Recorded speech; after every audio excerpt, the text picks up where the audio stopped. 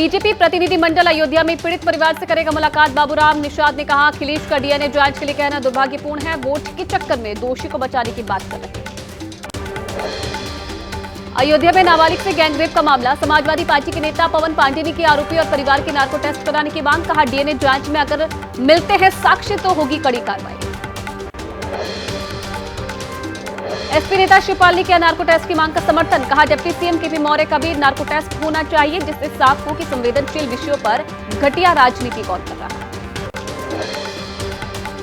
UP के deputy CM Keshav Prasad Maurya ने SP पर साधा निशाना। एक्सपोज में कहा कि बलात्कारियों को बचाना एसपी की फितरत है। अगर बलात्कारी मुसलमान हो तो पूरा सैकड़ों परिवार उसे बचाने के लिए खूंटा गाड़ देता है।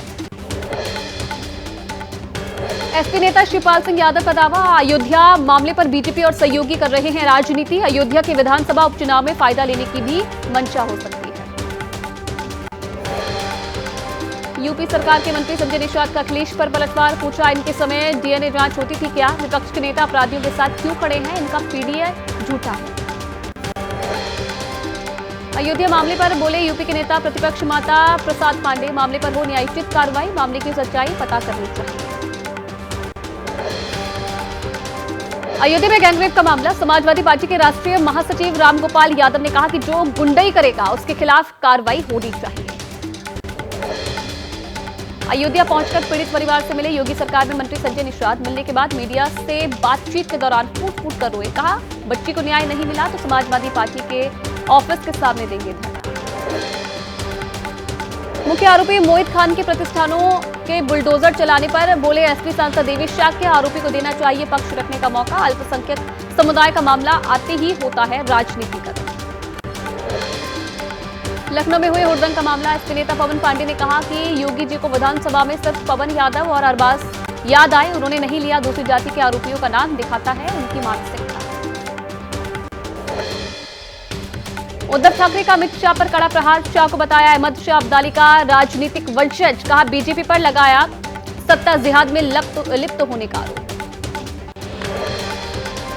पुणे में शिव संकल्प रैली को उद्धव ठाकरे ने संबोधित किया। ठाकरे ने बीजेपी पर पार्टियां तोड़ने का आरोप लगाया। उद्धव को औरंगजेब से जोड़ने वाले शाह के बयान पर पलटवार किया।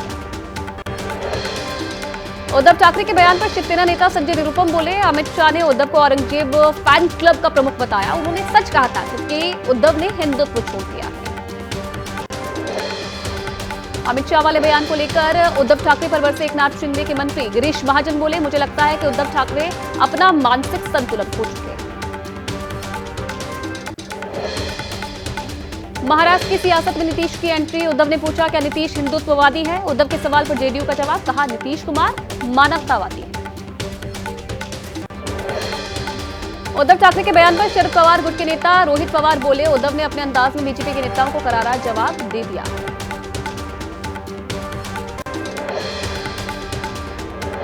तमिलनाडु में स्टालिन सरकार के मंत्री एसएस शिवशंकर ने दिया विवादास्पद बयान। कहा, भगवान राम के अस्तित्व का कोई सबूत नहीं।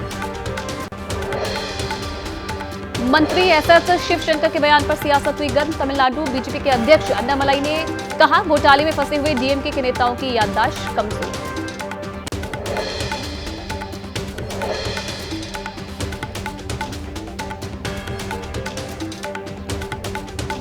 गृहमंत्री अमित शाह का चंडीगढ़ दौरा। दोपहर 12 बजे शिवालिक गार्डन में जल आपूर्ति परियोजना का करेंगे लोकार्पण।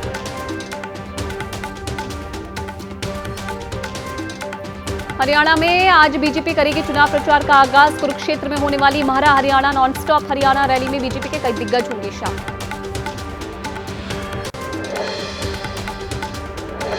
मुंबई में आज महाराष्ट्र कांग्रेस की बैठक। सहयोगी दलों के साथ सीट बंटवारे को लेकर होगा मंथन। महाविकास अघाड़ी में कांग्रेस ज्यादा सीट की कर रही है। दिल्ली में आज बीजेपी का झुग्गी स्वच्छता अभियान। प्रदेश अध्यक्ष वीरेंद्र सचदेवा, सांसद बांसुरी स्वराज और मनोज तिवारी समेत कई नेता कार्यक्रम में लेंगे हिस्सा। पटना में बीजेपी कोर कमेटी की बैठक के बाद सांसद दीपक प्रकाश बोले, 2025 में हम चुनाव जीतेंगे और भारी बहुमत से एनडीए गठबंधन की सरकार बनेगी। राजस्थान की पूर्व सीएम वसुंधरा राजे का बयान। कहा, राजनीति का दूसरा नाम उतार चढ़ाव है। उम्मीद है बीजेपी के नए अध्यक्ष मदन राठौड़ सभी को साथ लेकर आगे बढ़ेंगे। मेरठ नगर निगम के भ्रष्टाचार पर भड़के सांसद लक्ष्मीकांत वाजपेयी अधिकारियों को सख्त लहजे में कहा कि जनता को परेशान नहीं होने दूंगा। विवादों में घिरे ममता सरकार के मंत्री अखिल गिरी, वन विभाग की महिला ऑफिसर से बदसलूकी और उन्हें धमकी देने का आरोप, टीएमसी ने मंत्री से किया किनारा।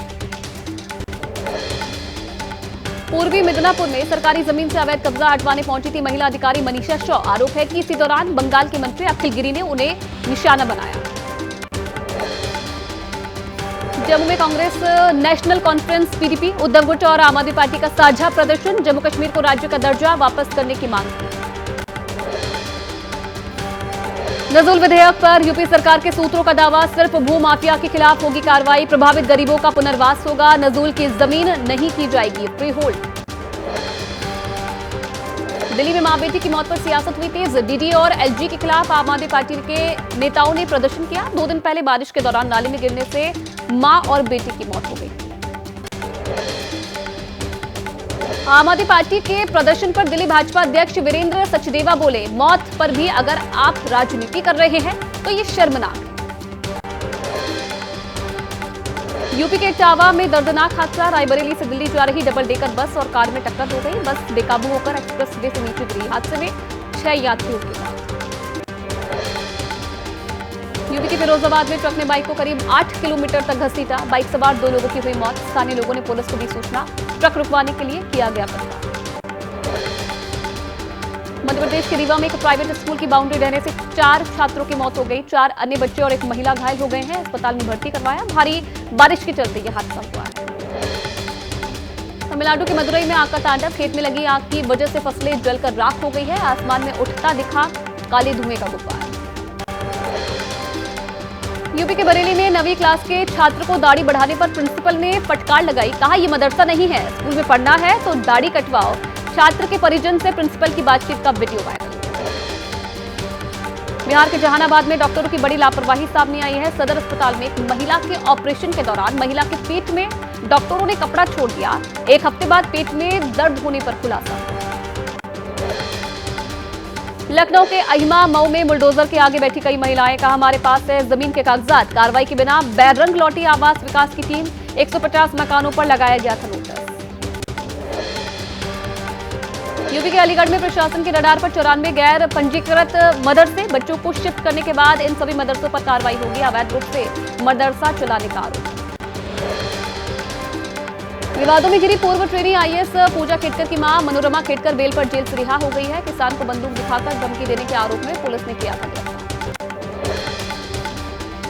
बैडमिंटन स्टार लक्ष्य सेन आज सेमीफाइनल में मौजूदा ओलंपिक चैंपियन विक्टर एक्सेल्सन से भिड़ेंगे। लक्ष्य मेंस बैडमिंटन के सेमीफाइनल में पहुंचने वाले पहले भारतीय हैं। अगर वो आज जीतते हैं तो भारत का एक और मेडल पक्का हो जाएगा।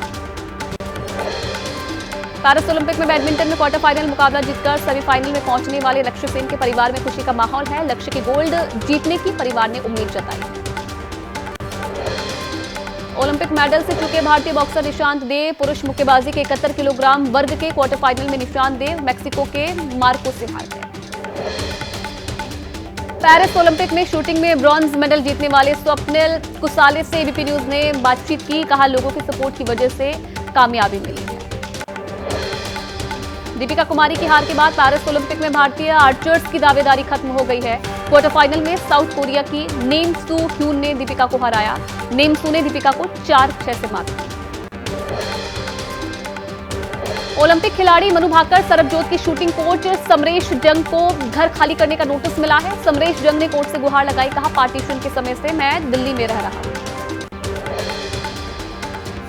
ओलंपिक में टेनिस कोर्ट पर आज बहुत कड़ी टक्कर होने वाली है। गोल्ड मेडल के मैच में सर्बिया के नोवाक जोकोविच और स्पेन के कार्लोस अल्कारेज आमने सामने होंगे। ये मुकाबला 3:30 बजे होगा।